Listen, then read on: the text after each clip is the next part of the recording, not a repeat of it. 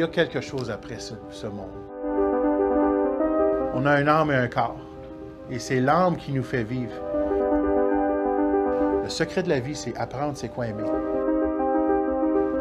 Moi, ma spiritualité, c'est Ojibwe. Puis ça a renforcé ma foi catholique.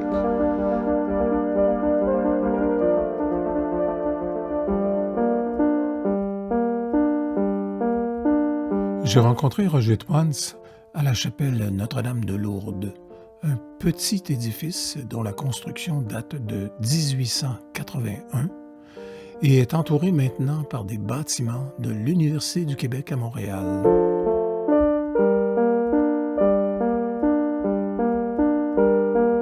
Grosso modo, j'ai toujours été catholique. Oui. Pas rentrer dans les détails, mais ma mère a été adoptée par des Blancs. Elle était autochtone, puis les circonstances de la vie, etc. Eux étaient catholiques. Puis avec des circonstances de la vie, j'ai été élevé par mes grands-parents. Alors, ils m'amenaient à l'église le dimanche, puis j'ai eu une bonne éducation religieuse. J'avais un bon prêtre dans ma paroisse. Puis c'est là que tu as passé ton enfance? Oui, jusqu'à l'âge de 20 ans, quand j'étais allé à l'école, en Ontario. Puis, j'étais catholique, plus ou moins, dans le sens que je n'allais pas toujours à la messe. Mais j'adhérais au principe là, de tout ça. Puis, allons à 2012, quand j'étais directeur des services pour Via Rail, il m'est arrivé un événement sur le train avec un passager qui a transformé ma vie. Puis c'est là que j'ai décidé d'accepter l'appel de Dieu que j'avais quand j'avais 7 ans. Puis j'étais allé au séminaire en 2013. Okay. Puis depuis 2013, je travaille dans l'Église. Ouais. Okay. En plusieurs rôles, plusieurs... Oui. Puis je m'éduque. Puis je partage mon éducation. C'est ce que j'essaie de faire.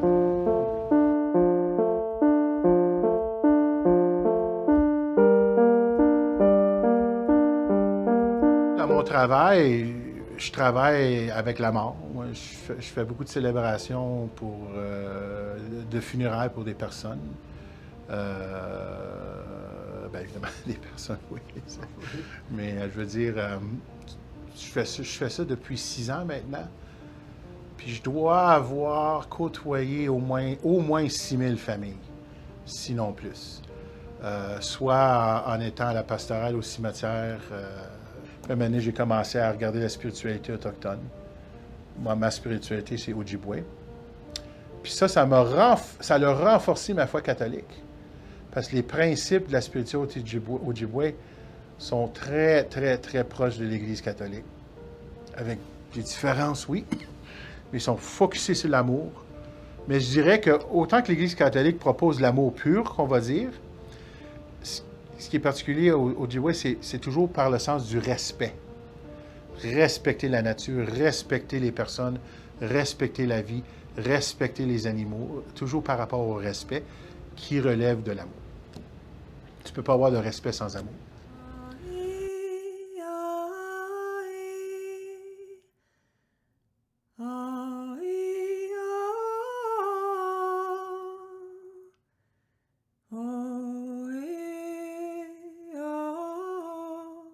On a une âme et un corps. Et c'est l'âme qui nous fait vivre.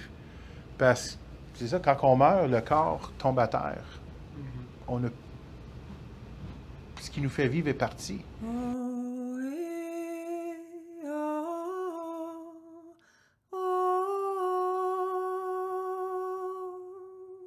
L'humain commence à la conception à cause qu'il croit. Il s'en va vers quelque chose. Il est conçu, puis dès sa conception, dans le monde matériel qu'on vit, il va commencer à développer un être humain, puis avec son âme. Une fois qu'une personne est créée, c'est pour l'éternité. Là. Il ne finit plus. Oui. C'est pour ça qu'on parle des animaux puis tout ça. Les autres font partie de ce monde ici. Oui. Moi, je dirais qu'il n'y a pas de ciel pour les chiens. Là, tu sais,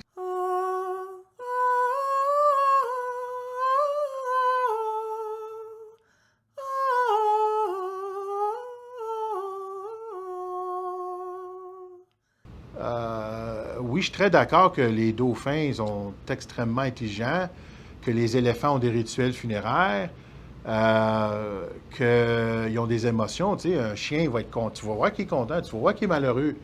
Ils ont des émotions, les animaux. Mais la différence entre un animal et un humain, que l'humain comprend toutes les caractéristiques animales et les caractéristiques végétales, c'est pas 3 âmes non plus, c'est un âme, mais qui comprend les caractéristiques des 2 autres. C'est que pour nous, l'humain, on pose la question pourquoi.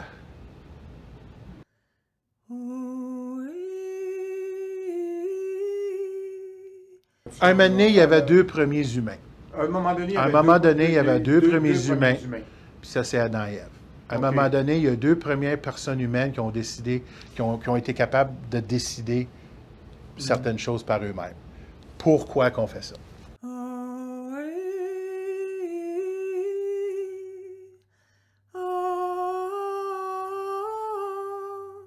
Moi, je suis Ojibwe. L'histoire de la création du monde est un peu le même. Il y a une offense à Dieu, il y a un déluge. Puis après ça, il y a un renouveau du monde. Un peu différent de la Genèse, là, mais avec des similitudes. Mais dans la spiritualité Ojibwe aussi, il y a une offense à Dieu, il y a un déluge, puis un renouveau.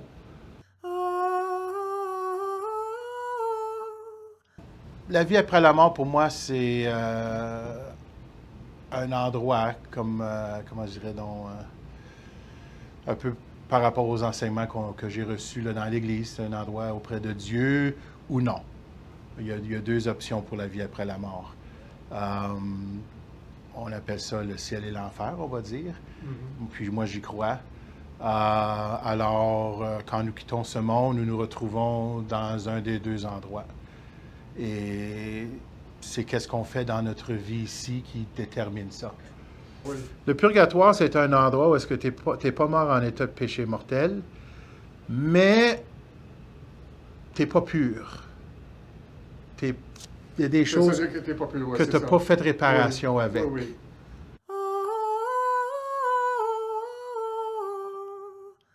Moi, ce que je dis souvent aussi, moi, j'utilise l'exemple du Ku Klux Klan, là, tu sais, les mêmes affaires, les jeunes qui sont élevés dans cette chose-là. Toujours par rapport à est-ce qu'ils vont aller au ciel ou en enfer? Ça va être quoi le jugement de Dieu sur ces personnes-là? Ils ont-ils eu la capacité d'apprendre c'est quoi l'amour? Non. Alors Dieu va voir ces choses. Pour nous, c'est pas facile à comprendre comme être humain. Comment est-ce qu'une personne comme ça peut être sauvée? Le meilleur exemple que j'entends souvent, c'est Hitler. Il est-tu au ciel ou en enfer? Probablement plus en enfer que d'autres choses, là. Mais qui sait ce qu'il a fait avant qu'il est mort? S'il s'est repenti totalement, dans la foi catholique, il va peut-être faire un peu de purgatoire, là, on va dire, là, mais il n'est peut-être pas nécessairement en enfer. Mais pour une personne humaine, dire une affaire de même, qu'être là, peut-être pas en enfer, hey boy, hey. Mais pour Dieu, qui est parfaitement compréhensible, il va voir sincèrement dans son cœur qu'est-ce qu'il y avait.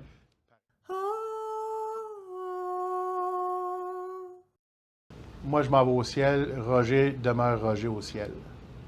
Daniel va demeurer Daniel au ciel. On est qui qu'on est. On n'est pas transformé. On n'est pas des anges. Tu sais, il y a du monde qui dit « Oh, ben on a un nouvel ange dans le ciel. » Non. Dieu est Dieu. Les anges sont les anges. Et l'humain est l'humain. On ne devient pas des anges quand on va au ciel.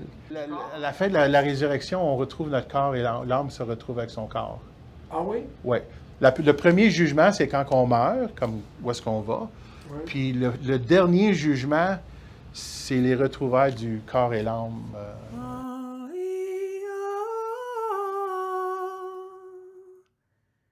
Tu sais, quand on parle de qui est Dieu, comment Dieu pense, ça, on ne peut pas répondre à ça. C'est des choses qui sont au-delà de notre compréhension. Dieu, c'est l'amour. L'amour, c'est Dieu. Tu sais, on a beaucoup de mots pour décrire qui est Dieu, puis tous les mots comme Jésus-Christ, Père, Fils, Esprit Saint, Seigneur, c'est tous des mots pour Dieu. C'est tous des synonymes de Dieu. Et quand on prend les mots Dieu et amour, c'est des synonymes aussi. Dieu, c'est l'amour c'est Dieu.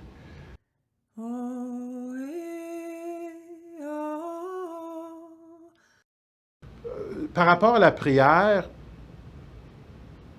c'est plutôt, tu sais, mettons, ah oui, je veux 1 million, tu sais, gagner la loto. Ouais. Non, ça n'arrivera pas. Mais Dieu va peut-être mettre quelque chose dans ton chemin qui va te donner un emploi ou qui va t'aider à subvenir à tes besoins.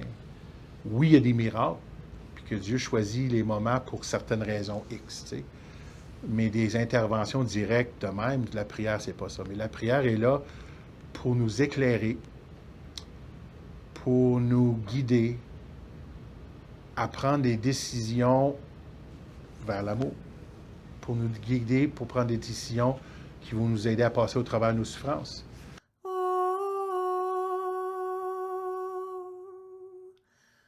Pas pour dire qu'on est laissé à nous-mêmes, mais tu mentionnais un peu tantôt le monde matériel et le monde immatériel. C'est que, oui, Dieu intervient toujours dans ce monde, mais il va intervenir, tu sais, il y a des miracles, il y a des choses surnaturelles qui arrivent qu'on ne peut pas comprendre. Il va intervenir de même. Où est-ce qu'il va voir, où est-ce qu'on a de besoin.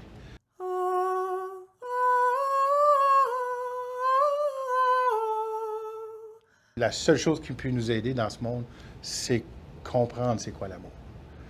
Puis comprendre, comment je dirais, le vrai sens de l'amour. Parce qu'il y a du monde qui ont des sens de l'amour qui est pas du tout ça. C'est même des fois le contraire de l'amour. Ils croient plus au mal que l'amour. Mais c'est comprendre le vrai sens de l'amour qui est important.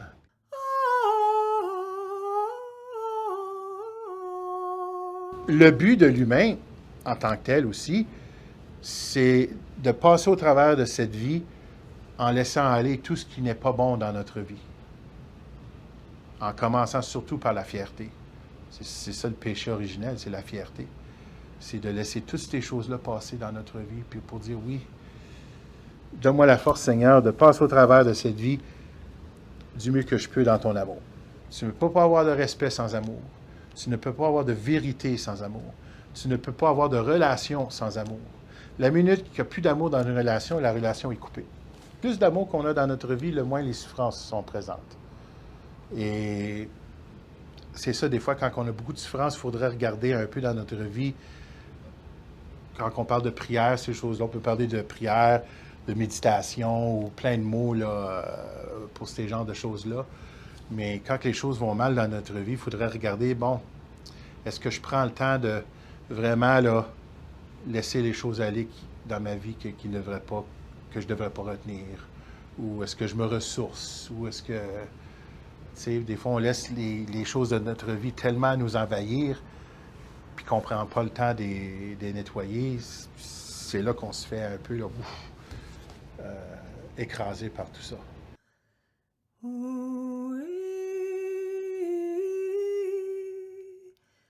C'est sûr que le mal existe. C'est sûr que le bien existe. Pas obligé d'avoir lire le catéchisme pour savoir ça, là.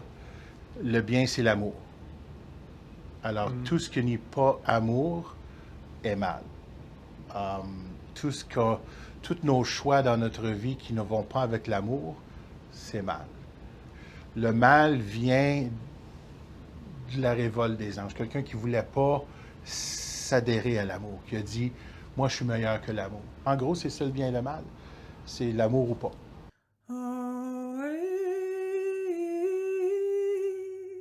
La souffrance est inévitable dans ce monde. On ne peut pas l'éviter, on ne peut pas la contourner. On peut juste passer au travers. Et c'est vraiment ça. Je ne veux pas dire un test, là, mais c'est pas le but ultime de la vie non plus de passer au travers de la souffrance, parce qu'on veut essayer de l'éviter du mieux qu'on peut. Mais la souffrance est là, ça nous purifie. Ça nous met vraiment dans un moment où est-ce que, bon, ben moi, il faut que je traverse ça, là, quoi que ça soit dans notre vie, et je vais faire du mieux que je peux pour passer au travers.